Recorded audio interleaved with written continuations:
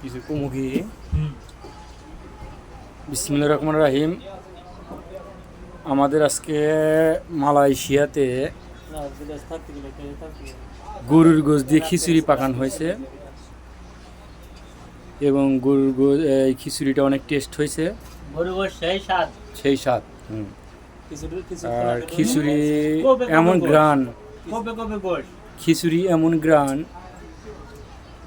আমরা খাওয়ার পরেও এখনো গ্রান যায় নাই।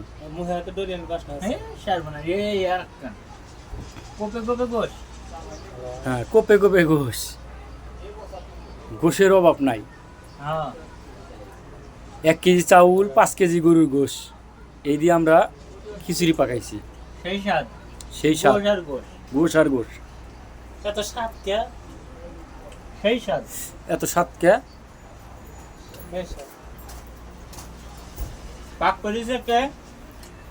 আমাদের সদ্যের সিরাজগঞ্জ বেলকুচির কৃতি সন্তান রেজাউল করিম, তার হাতের রান্না অনেক সুন্দর।